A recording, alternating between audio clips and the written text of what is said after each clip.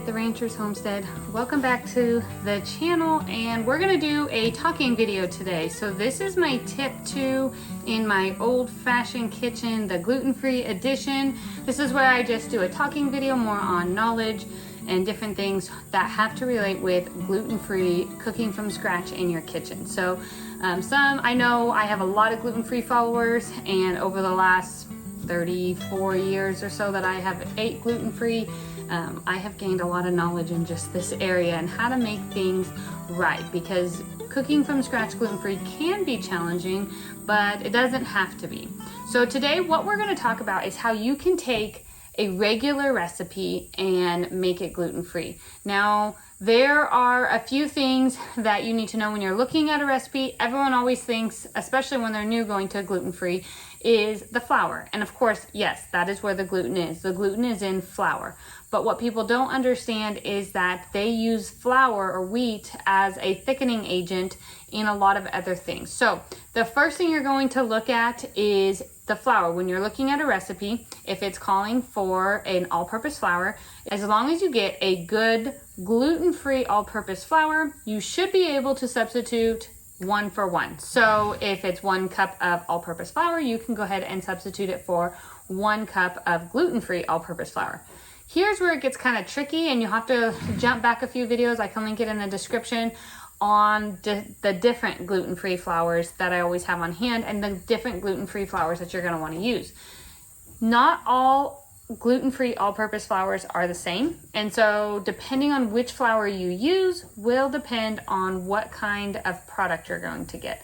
And so because of that, you want to make sure that you're getting a really good gluten-free all-purpose flour. I like Cup for Cup. I also like Better Batter, and I also lately have liked Bob's Red Meal 1 for 1 flour. I used to think they were kind of grainy, but actually they have really stepped up their game, and I do like it. Currently, probably for the last 2.5, 3 years, I have made my own homemade gluten-free all-purpose flour blend. I have that recipe shared in my digital cookbook, which I can link in the description, and that flour is the most like Cup for Cup. So I never have had a problem with any product turning out right when I use Cup for Cup in a recipe. So I wanted to make a flour that was most similar to it that would actually be cheaper, and so I did that. Mostly because a lot of the flours that are used in my all-purpose flour blend are also used in my bread recipe, which I use in multiple different recipes and turn into different things. So that's why it is more cost effective for me, because I'm already buying those flours in bulk. Then I just add them all together and make an all-purpose flour. So the first thing you're going to look at is the flour. Now, if you did not have a good all-purpose flour blend, you could build a flour, and you'll need a grain flour and a starch, and you can definitely do that. But depending on what you're doing, you'll need to add some kind of a binding agent. And so I do have a video out on binding agents and when to use them. If you have a good all-purpose gluten-free flour, you are going to already have the binding agent in it. So it is nice to have that. Now let's talk about if you're looking at a recipe that does not have flour in it. So let's see here. Let's talk about maybe like teriyaki chicken. So you have this recipe that you love, your family loves, but the teriyaki sauce that you normally buy has wheat in it.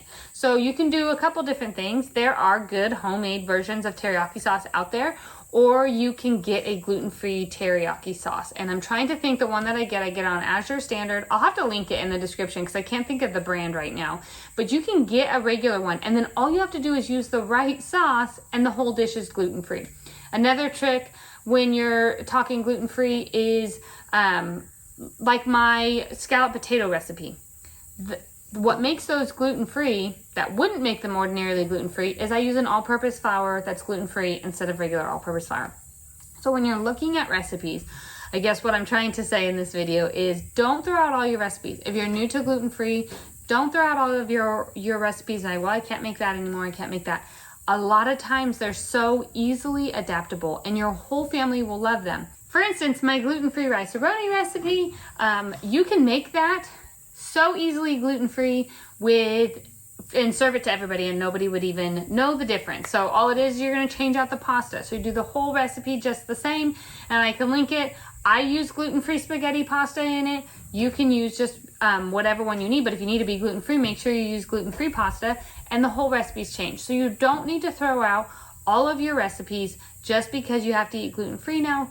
Most all recipes are so easy to be adaptable.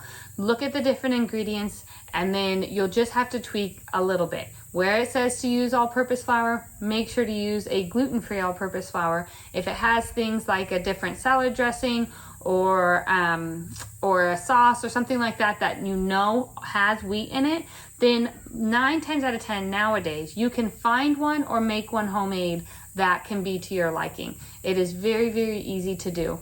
If you are struggling with what flours to use and where to go, make sure to watch the video where I go over my different flour pantry staples so that it is easy for you to adapt these recipes as you go. That's all I have for you today on this tip. Make sure to like and subscribe to the video. I send out one new video every single week. Jump on over to the blog and put in your email address. I send out an email a week over there with different recipes and farm life and things that we've got going on over there. I hope this video was helpful in just giving you the confidence that you don't have to throw out your old recipes. You can use them and make them gluten-free and serve them to everybody, and they will all love them. I hope this was helpful, and we'll see you next time. Take care.